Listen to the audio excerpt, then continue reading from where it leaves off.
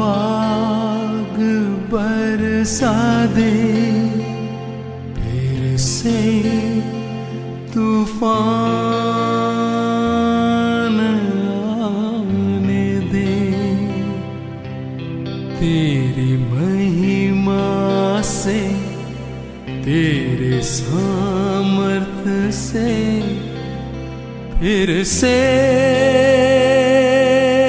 तू अभिषेक कर दे।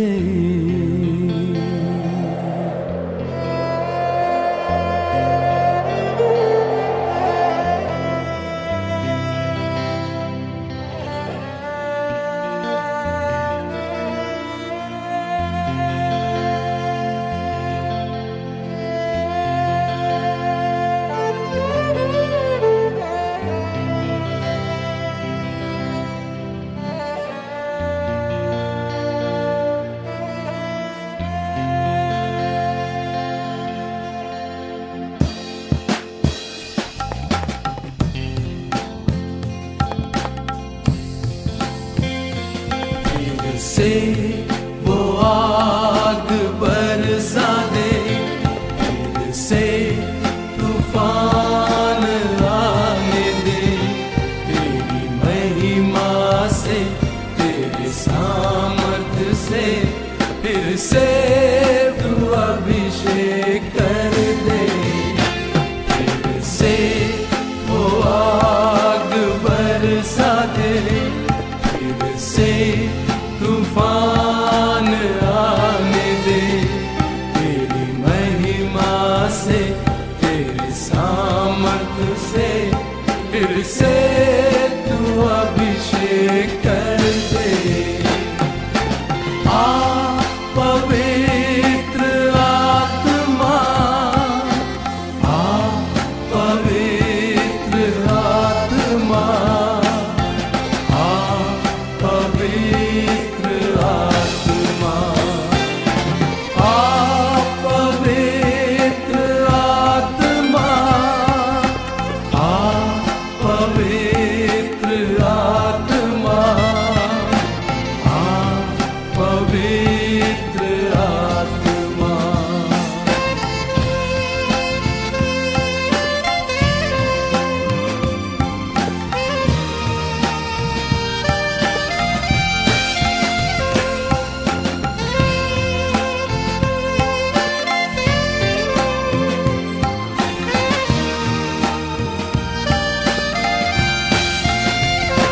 बहने दे उस हवा को, झूले हर एक दिल को। तेरा दर्शन हमें मिले, करते हैं प्रार्थना तुझसे।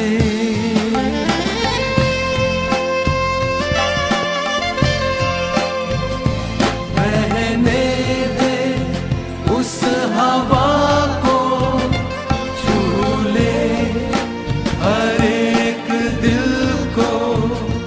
तेरा दर्शन हमें मिले, करते हैं प्रार्थना तुझसे।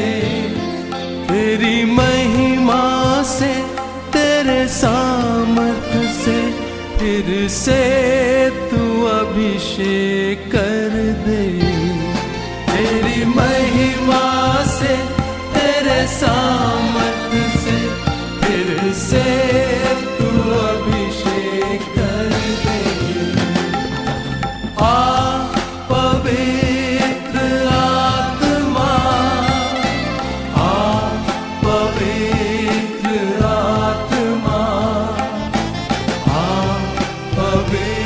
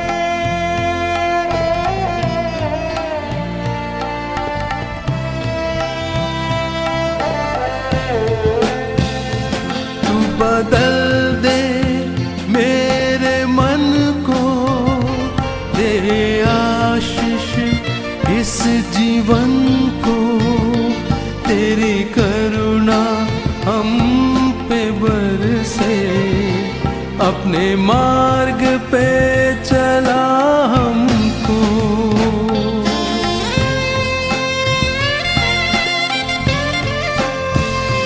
तू बदल दे मेरे मन को, दे आशीष इस जीवन को, तेरी करुणा हम पे बरसे, अपने मार्ग पे चला हमको। तेरी महिमा से, तेरे सामर्थ से, फिर से तू अभिषेक कर दे। तेरी महिमा से, तेरे सामर्थ से, फिर से तू अभिषेक कर दे।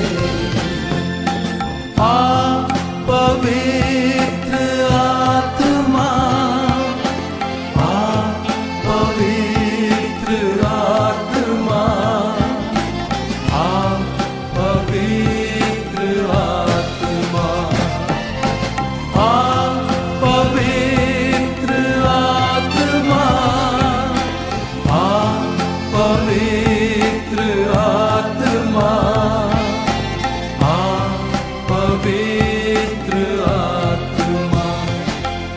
से वो आग बरसा दे, से तूफान आने दे, तेरी महिमा से, तेरे सामर्थ से, फिर से तू अभिषेक कर दे।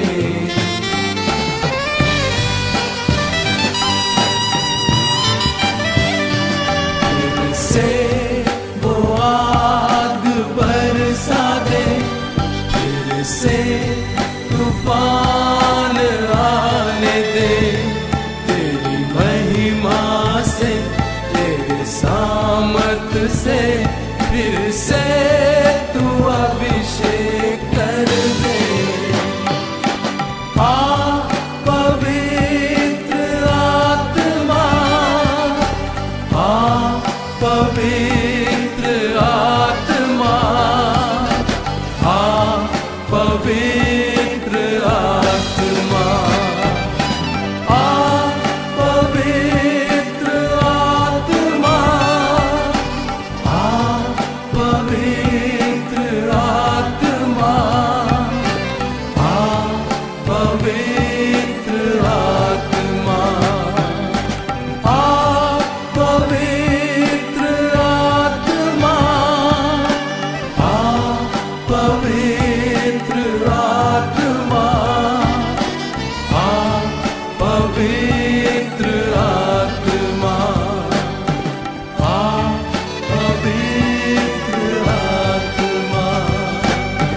आ पवित्र आत्मा।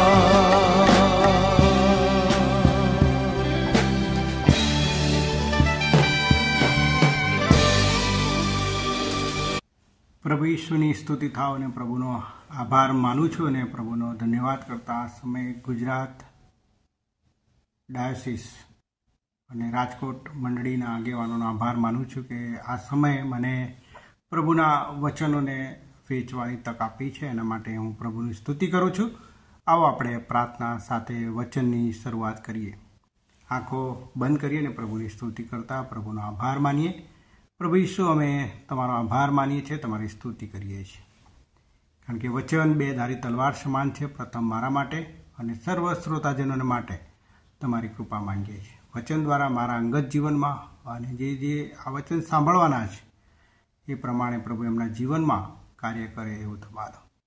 વચન દ્વારા કેવળ માન, મહિમા અને ગૌરવ અમે તમને આપતા અને પ્રભુ આ વચન દ્વારા અમે પોતે શીખીએ અને મારા અંગત જીવનમાં પ્રભુજી તમારી ઈચ્છા છે કે વચન શુદ્ધિ લાવે છે, વચન કરેક્શન કરે છે, વચન અમને બોધ આપે છે, વચન અમને નિષેધ કરે છે કે શું નથી કરવાનું।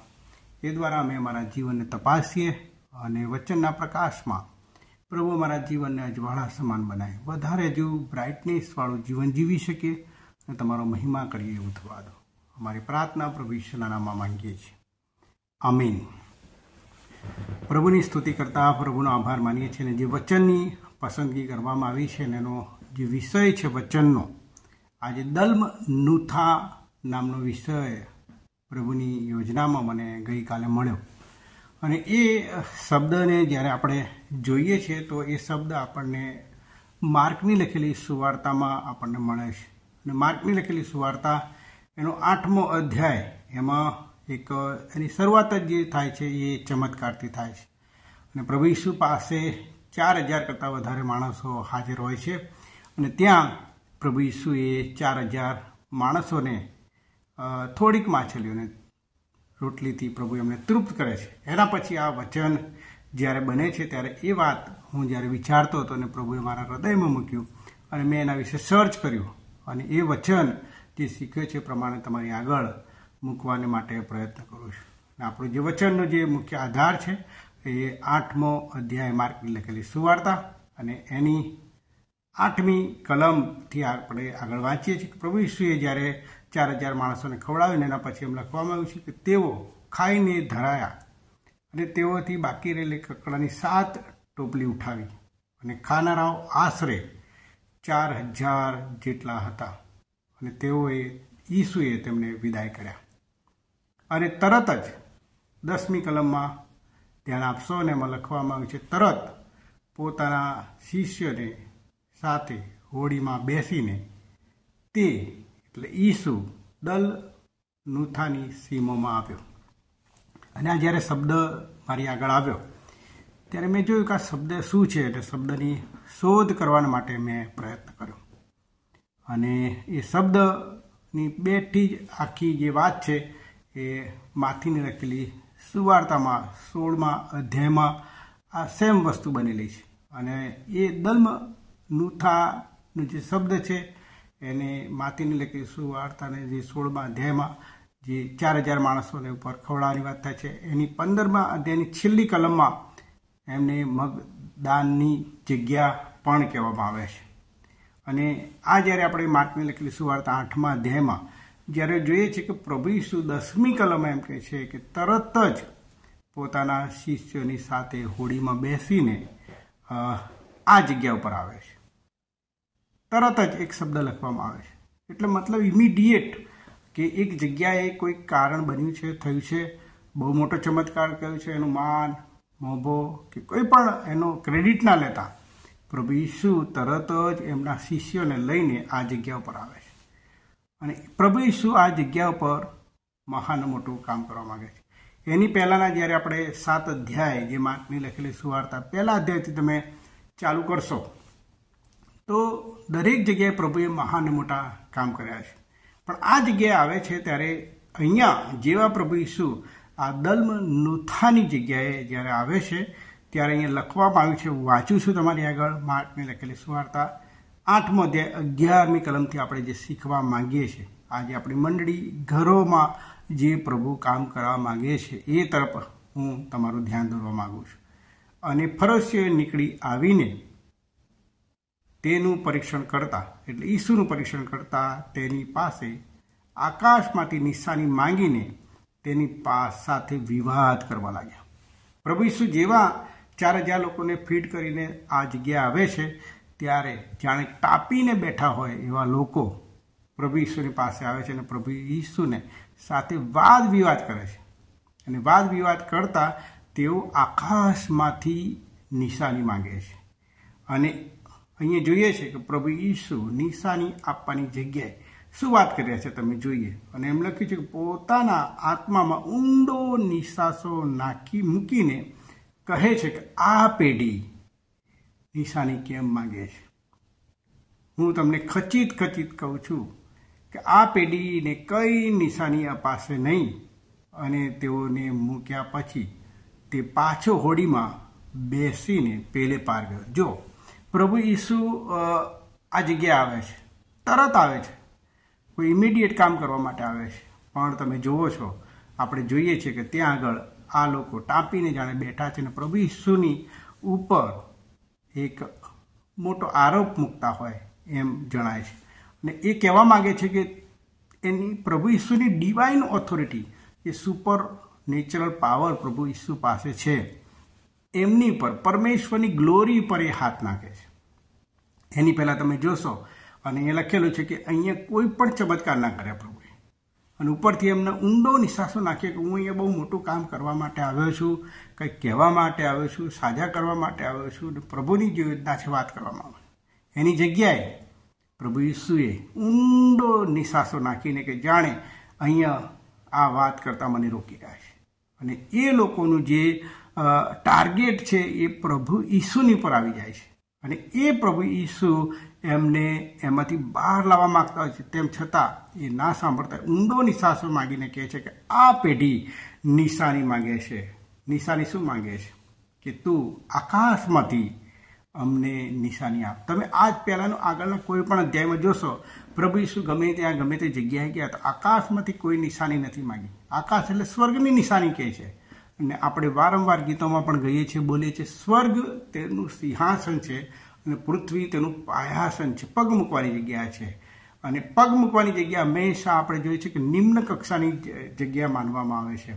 માનવી રીતે પણ આપણે જ્યારે પગમાં બૂટ ચપ્પલ પહેરીએ છીએ, નીચેની જગ્યા હોય છે, એને કદી ઊંચી જગ્યા મૂકવામાં આવતા નથી પહેર્યા પછી. અને આપણો પ્રભુ સ્વર્ગનો સિંહાસન પર બિરાજમાન પ્રભુ હોવા છતાં આ લોકો જાણે છે, ફરોશીઓ છે, શાસ્ત્રના જાણકાર લોકો છે, તેમ છતાં એમને પ્રભુ ઈસુની ડિવાઇન ઓથોરિટી પર, સર્વશક્તિમાન પણાવ પર એ આરોપ મૂકી રહ્યા છે. અને મૂકી રહ્યા છે અને કહેવા માગે છે કે તું અમને આકાશમાંથી સ્વર્ગની જે નિશાની છે કે. આની પહેલાંના તમે બધા અધ્યાય જોશો, પહેલા અધ્યાયથી તમે જોશો માર્કની લખેલી સુવાર્તા, એ સિવાયની બીજી 3 સુવાર્તામાં પણ તમે જોશો પ્રભુએ જગ્યાએ જ્યાં પણ ગયા, આપણે ખાલી માર્કની સુવાર્તા ઉપર થોડા ચમત્કારો પ્રભુએ જે જગ્યાએ ગયા કામ કર્યું. પહેલા અધ્યાયથી તમે જો પ્રભુ ઈસુ જે જગ્યાએ ગયા, પહેલા જ અધ્યાયમાં તમે જોશો કફરનાહુમમાં પ્રભુ ઈસુએ અશુદ્ધ આત્મા વળગેલા જે ભાઈને છે સાજો કર્યો. તરત જ ત્યાં ગયા સિમોન પિતરની સાસુને અડક્યાને એનો તાવ મટી ગયો. બીજી જગ્યાએ ગયા ઘણા બધા માંદાઓને ભૂત વળગેલાને તેને સાજા કર્યા. એક જગ્યાએ જો કે કોઢીઓને અડ્યા અને પ્રભુ ઈસુએ સાજા કર્યા. બીજા અધ્યાયમાં તો આપણે જોઈએ છીએ માર્કની લખેલી સુવાર્તા, એક પક્ષઘાતી માણસ છે અને પ્રભુ ઈસુએ એના પાપ માફ કર્યા. એટલું જ નહીં પણ એને તરત જ સાજો કર્યો. ત્રીજા અધ્યાયમાં તમે જોશો કે સુકાયેલો હાથવાળો માણસ છે અને પ્રભુ ઈસુએ એને સાજો કર્યો. અને એમાં ત્રીજા અધ્યાયમાં ઘણાને પ્રભુ ઈસુએ સાજા કર્યા. ચોથા અધ્યાયમાં તમે જોશો રાઈના બીનું જે દ્રષ્ટાંત આપ્યું, એના પછી તરત જ એ પવનનું જે તોફાન હતું, પ્રભુ ઈસુએ પવનને તોફાનને શાંત કર્યું. એ મહાન મોટો ચમત્કાર, એ ડિવાઇન ઓથોરિટી એ પ્રભુ ઈસુની ત્યાં એમને સાબિત કરી. અને 5મો અધ્યાય તમે જોશો, આપણે બહુ જ ફેમસ વાત સાંભળીએ છીએ, જે સાંકળોથી બંધાતો નહોતો, બેડીઓથી પણ બંધાતો નહોતો, એવો ભૂત વળગેલો માણસ, કોઈનાથી કંટ્રોલ નહોતો થતો એવો માણસ માટે પ્રભુ ઈસુ સ્પેશિયલ એને સાજો કરવા જાય છે. અને ગેરસાનીનો જે પ્રદેશ છે ત્યાં આગળ કબરમાં રહેતા માણસને સાજો કરે છે.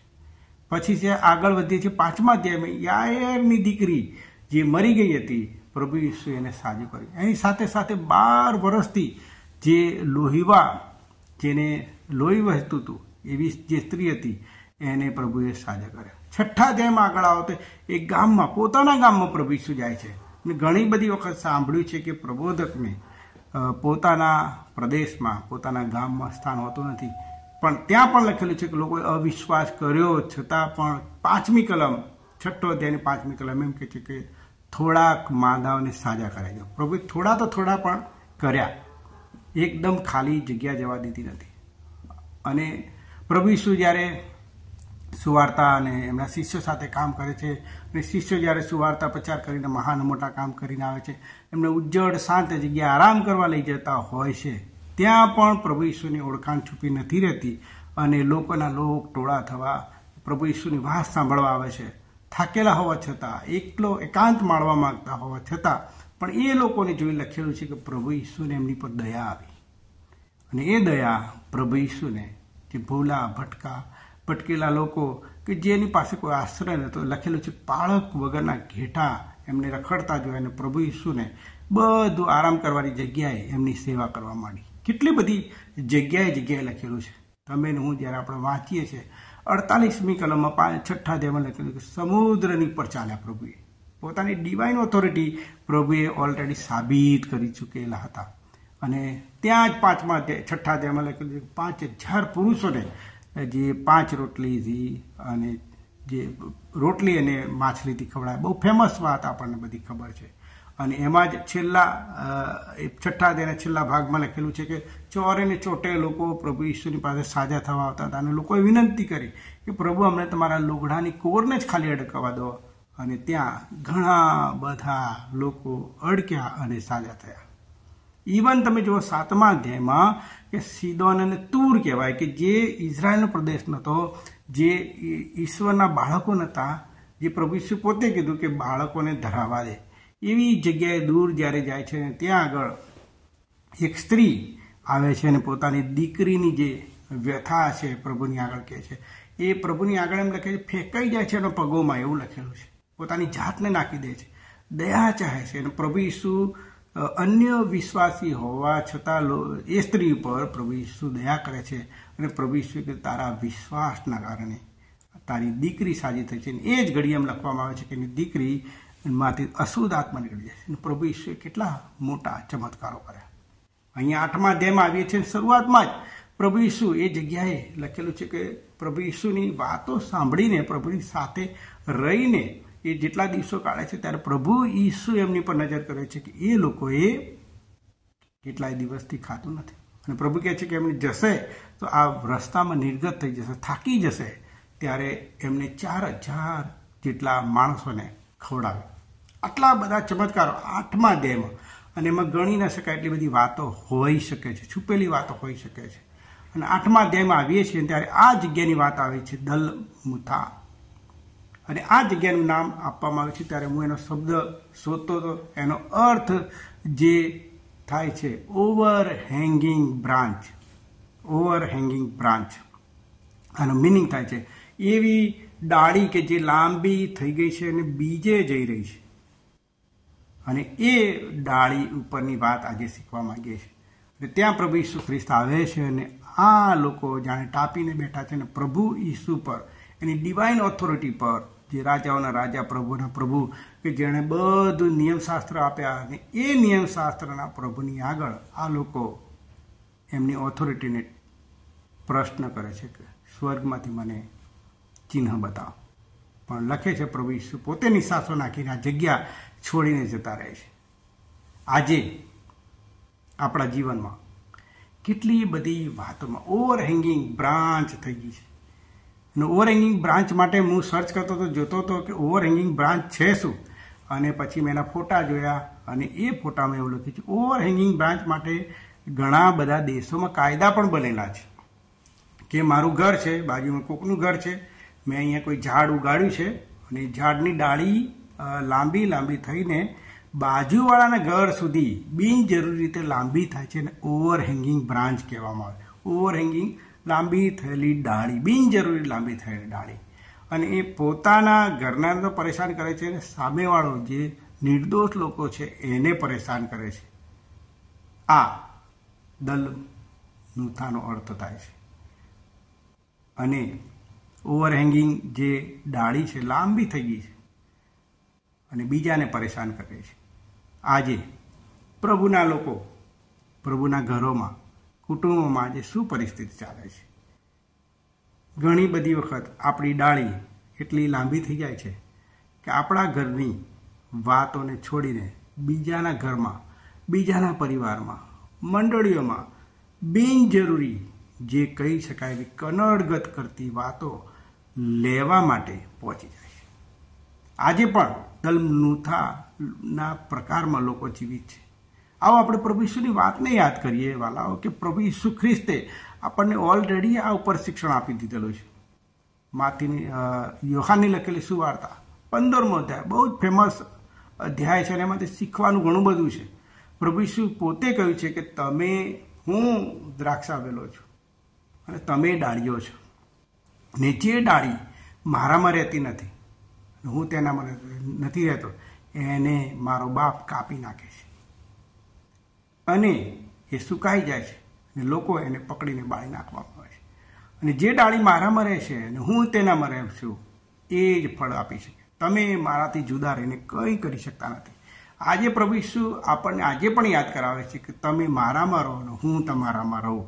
આજે ઘણી બધી ઓવરહેંગિંગ બ્રાન્ચ તરીકે અહીંયા ત્યાં એટલી બધી નીકળી ગઈ છે અને આપણા જીવનની વાતો તરફ ન જોતા બીજાના જીવનમાં શું ચાલી રહ્યું છે, બીજાના ઘરમાં શું ચાલી રહ્યું છે, મંડળીમાં હું કેવી રીતે ખટપટ કરું, કેવી રીતે લોકોને પરેશાન કરું, કેવી રીતે પાડી દઉં, આ વાતો એક આપણને ઓવરહેંગિંગ બ્રાન્ચ કે લાંબી થયેલી બિનજરૂરી ડાળ દલમનુથા તરીકે મંડળીમાં અને ઘરમાં આજે પણ કામ કરતી જોવા મળે છે.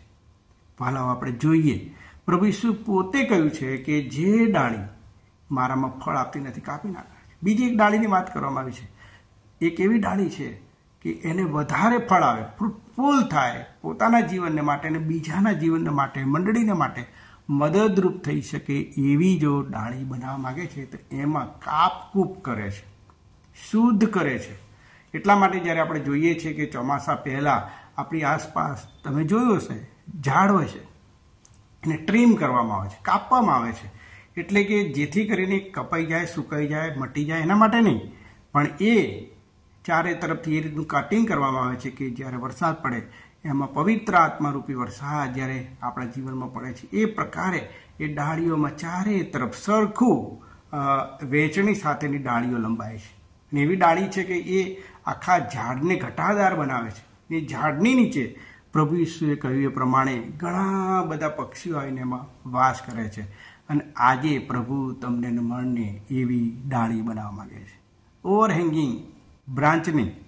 વાલો આજે આપણા અંદર તપાસ કરીએ, કેટલી બધી ઓવરહેંગિંગ બ્રાન્ચો મેં નીકાળી દીધી છે. મારી અંદર કેટલી બધી છે. મારા ઘરની, મારી પોતાની પરિસ્થિતિ તરફ હું જોતો નથી, પણ બીજાના અંદર શું ચાલી રહ્યું છે, પેલો શું કરી રહી છે, પેલી શું કરી રહી છે, આવું કેમ ચાલે છે, આમ કેમ છે, ખામીઓને ખોટ જ શોધવા માગતા લોકો આજે દલમનુથા બનીને, ઘણી જગ્યાએ તો કાટાળી દલમનુથા બનીને મંડી અને લોકોને ઘરને પરેશાન કરે છે. પણ પ્રભુ ઈસુએ કહ્યું કે તમે મારી અંદર રહો. અને પ્રભુ ઈસુ સાથે જોડાયેલી ડાળીમાં પ્રભુ જ્યારે કાપકૂપ કરવા માગે છે કે એને ન ગમતી વાતો, પરમેશ્વરના રાજ્યને માટે જે સારી વાતો છે એ ઉગાડવા માગે છે. એટલા માટે મને ન ગમતી વાતો પણ પ્રભુને ગમે છે, એટલા માટે એ ડાળીમાં કાપકૂપ કરવા માગે છે. વાલાઓ, આજે પ્રશ્ન કરું કે આ ઓવરહેંગિંગ ડાળી થઈ ગઈ છે અને બીજાના ઘરમાં પરેશાન કરી રહી છે, તો એની જવાબદારી કોની? એની જવાબદારી એની પોતાની છે કે એને પોતે એ ડાળીને, એ ઝાડને વધવા દીધું છે અને એટલું લાંબુ થઈ ગયું છે કે બીજાના ઘર તરફ જઈને બીજાને પરેશાન કરી રહી છે. તે ડાળીને કાપવાની જવાબદારી પોતાની છે. આવો આજે આપણે પોતાના જીવન વિશે વિચારીએ કે મેં એવી કઈ ડાળીને જન્મ આપ્યો છે કે ડાળી દલમનુથા થઈને, કાટાળી દલમનુથા થઈને બીજાના ઘરમાં જાય છે. અને આપણે એનો આત્મિક મિનિંગ સમજીએ. અને તમે જુઓ કે પ્રભુ ઈસુએ 8મા અધ્યાય પહેલાં બધી જ જગ્યાએ કામ કર્યું અને આ જગ્યાએ તરત આવીને કામ કરવા માગતા હતા, પણ આ દલમનુથા જોઈને એ જગ્યાએ બિલકુલ કામ ના કર્યું. અને માથીને લખેલી સુવાર્તા 16મા અધ્યાયમાં કહે છે કે એક જ નિશાની આપવામાં આવશે કે જે 3 દિવસ યુના જેમ કબરમાં રહ્યો, એના સિવાય બીજી કોઈ નિશાની આપે. તો અહીંયા જો કોઈ ચમત્કાર નહીં, કોઈ ચિહ્ન નહીં, કોઈ વાત નહીં, કોઈ આનંદ નહીં. અહીંયા જાણે દલમનુથા એક કાટાળું રણ બની ગયું કે જ્યાં રાજાઓનો રાજા પ્રભુ આવીને કામ કરવા માગતો હતો અને એમાં રૂકાવટ બની ગયા દલમનુથાની ડાળીઓ, કાંટાળી ડાળીઓ. અને આજે આપણા ઘરોમાં જોઈએ, કુટુંબોમાં જોઈએ કે આજે મેં એવા ઝાડ વાવ્યા કે લાંબા થઈને મારા જ ઘરને, આજુબાજુના ઘરને જે સાક્ષી મારે આપવાની હતી એ બગાડીને હું પ્રભુના નામને તો બગાડી જ નથી રહ્યો. પ્રભુ આજે પણ ઈસુ પોતે પવિત્ર આત્મા દ્વારા આપણા જીવનની બિનજરૂરી ડાળીઓ, નકામી ડાળીઓને કાપવા માંગે છે કે જે લોકોને ડિસ્ટર્બ કરે છે. જે નથી કરતા તો વાલાઓ, આપણા ઘરોમાં, પરિવારમાં જે પ્રશ્નો છે, આજે પણ ઘણા બધા લોકો બૂમ પાડી રહ્યા છે, પ્રભુ મારા જીવનમાં કેમ આવું, પ્રભુ મારા જીવનમાં કેમ બીમારી છે, પ્રભુ મારા ઘરમાં શા માટે આ પ્રશ્ન છે, પ્રભુ મારા દીકરા દીકરીમાં નોકરી ધંધા રોજગારનો કેમ પ્રશ્ન છે, આજે મારા દીકરીના લગ્ન બંગાળે પડી રહ્યા છે, ઓ પ્રભુ આજે ઘણા બધા છૂટાછેડા થઈ ગયા છે. આજે આપણી મંડળીઓને ખ્રિસ્તી જે સમાજ કહેવાય છે એની કેટલી પરિસ્થિતિ એક લાલ બત્તી સમાન બની ગઈ છે. સર્ચ કરો, તમે જુઓ, ભારતમાં સૌથી વધારે આપઘાત કરતો જો નાની કોમ્યુનિટી હોવા છતાં જે બીજો નંબર આવતો હોય તો એ ખ્રિસ્તી સમાજ છે. કેટલી બધી ભયંકર વાત કહેવાય કે આપઘાત કરવામાં આપણે આગળ નીકળી ગયા. રોજગારી એક સમયે કે આપણાથી સર્ચ થતી હતી, શૈક્ષણિક સંસ્થાઓ આપણાથી ચાલતી હતી, જે સાજાપણા માટેની જે હોસ્પિટલો છે આપણા દ્વારા ચાલતી હતી, આજે સરકીને બીજા લોકો પાસે જતી રહી છે. આજે જે સ્કૂલો કોલેજોના માલિક હતા ત્યાં આગળ ક્લાર્ક અને પઠ્ઠાવાળાની નોકરી કરવા માંડ્યા છે. દલમલુતા આપણા ઘરોમાં, મંડળીમાં વાવી અને કોઈ કાપ્યું નહીં, અને ઈસુ જે કાપવા માંગતા હતા એ કાપવા દીધું નહીં. અને આજે એ જ લોકો જાણે બૂમો પાડી રહ્યા છે એ શાસ્ત્રીઓને ફરી જેમ કે તું મને ડિવાઇન તારું કેરેક્ટર મને બતાવ ને મારા ઘરમાં કામ કર. પ્રભુ આજે પણ નિશાસો નાખી રહ્યા છે, મારા દીકરી ને મારા દીકરા. મેં તને કેટલી બધી વખત એક મરઘી જેમ પોતાના બાળકોને, બચ્ચાને પાંખો તળે રાખવા પ્રયત્ન કરે છે, પણ તમે ચાહ્યું નહીં. આજે ઘણા બધા જીવનોમાં પ્રશ્નો છે, લગ્ન જીવનમાં પ્રશ્ન, નોકરીના પ્રશ્નો છે, સમસ્યાઓ છે, અંદર લડાઈ ઝઘડા છે, પ્રેમ નથી, સંપ નથી, કુસંપ છે, પક્ષાપક્ષી છે, ખેંચી છે. એનું કારણ છે કે જે શરીરના કામ જે ગલાતી 5 અને 19માંથી શરૂ થાય છે એ આપણા ઘરોમાં કાંટાની રૂપ ઉગી નીકળ્યા છે, આજે વાગી રહ્યા છે. આજે આપણને ચેલેન્જ ફેંકી રહ્યા છે. આજે આપણને કહે છે કે જે સમયમાં એક ઇજ્જતથી જોવાતો પ્રદેશ, લોકો એક દલમથાની જેમ બની ગયા છે. આવો આપણે આપણી જાતને તપાસીએ. આ વચન આપણા જીવનને ચેલેન્જ આપે છે, કોઈની ઉપર આરોપ નથી મૂકતો, ચેલેન્જ આપે છે. આજે આ દલમથા કેવી રીતે શુદ્ધ થઈ શકે? પ્રભુ ઈસુ કહે છે મારી પાસે આવો. આપણે જાણીએ છીએ પ્રકટીકરણમાં 7 મંડળીઓને પ્રભુએ વાત કરી. છેલ્લી મંડળીને પ્રભુએ વાત કરી. તમે છેલ્લી મંડળીમાં જોશો એક પણ જગ્યાએ સારી વાત નથી. આવો આપણે વચનને જોઈએ અને પ્રભુના એ વચનના પ્રકાશ તરફ આપણે જોઈએ. અને એ જે મંડળી છે લાવદિકિયાની મંડળી, તમે જોશો એમાં એક પણ સારી વાત નથી. તું ગરમ પણ નથી, તું ઠંડો પણ નથી, હું તારા મોંમાંથી થૂકી નાખીશ, તું એમ સમજે છે કે તું ધનવાન છે, મેં સારા વસ્ત્રો પહેરે છે, તું જોઈ લે તારામાં કોઈ પણ સારું વસ્તુ નથી. આટલું બધું ખરાબ હોવા છતાં આજે પ્રભુ એ મંડળી તરફ જુઓ કે પ્રભુ પોતે એને ઠપકો આપીને એક વખત પસ્તાવો કરવા માટે મોકો આપે છે. 19મી કલમમાં લખેલું છે, 3જો અધ્યાય પ્રકટીકરણ 3 અને 19માં લખેલું છે કે હું જેટલા ઉપર પ્રેમ રાખું છું તે સર્વને ઠપકો આપું છું અને શિક્ષા કરું. જો પ્રભુએ તમને ઠપકો આપે છે, શિક્ષા કરી છે, બીમાર છો, તકલીફમાં છો, મુસીબતોમાં છો, પીછેહટ થઈ ગયા છે, નિરાશ થઈ ગયા છે, તો પ્રભુ આજે ભલે તમને ઠપકો આપે છે. બાપ છે, પ્રેમ કરે છે તો ઠપકો પણ આપશે. અને એની સાથે બહુ સરસ લખેલું છે, એ માટે તું ઉત્સાહી થા. અને લખેલું છે પસ્તાવો. ફરી પ્રભુ આપણને મોકો આપે છે.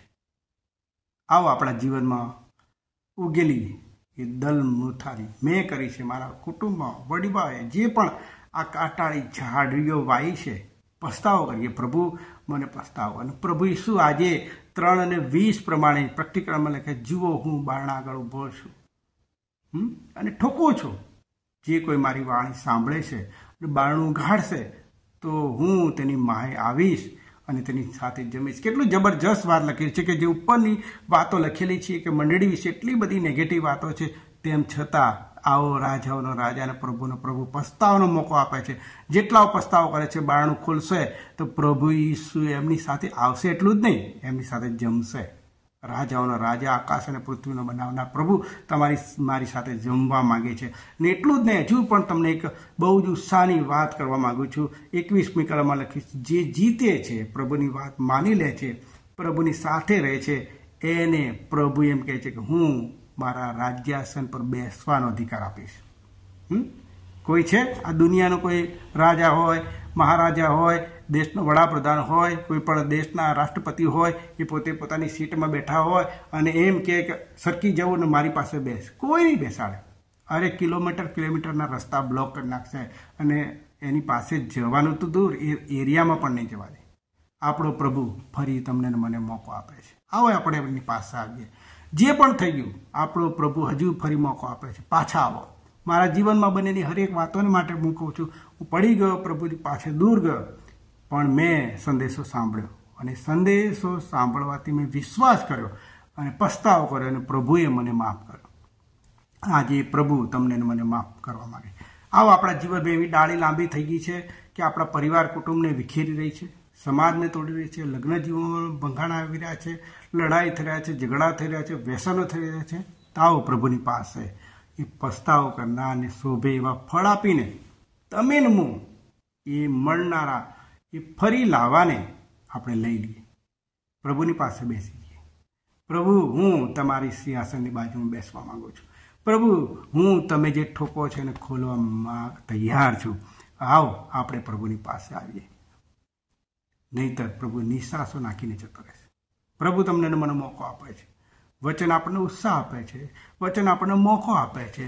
વચન આપણને ફરી બોલાવે છે, રિસ્ટોરેશન કરવા માંગે છે. આ કાંટાળી ઝાડીઓને કાપી નાખીએ.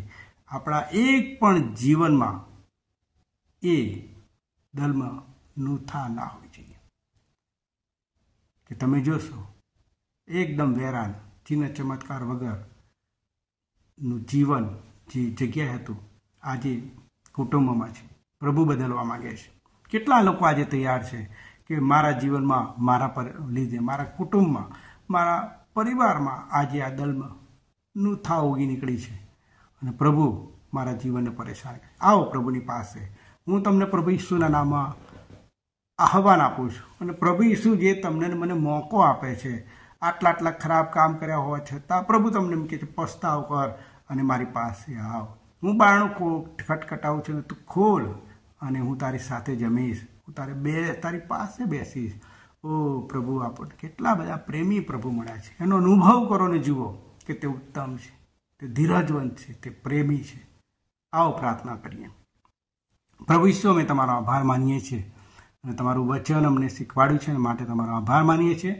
અને મેં આ ઘણી બધી દલમથા અમારા જીવનમાં, પરિવારમાં, કુટુંબમાં, અમારા કામોના લીધે તમારું વચન ના સાંભળીને, સાચા સેવકોની વાત ના સાંભળીને અમારા જીવનને ખરાબ કરી નાખ્યું છે.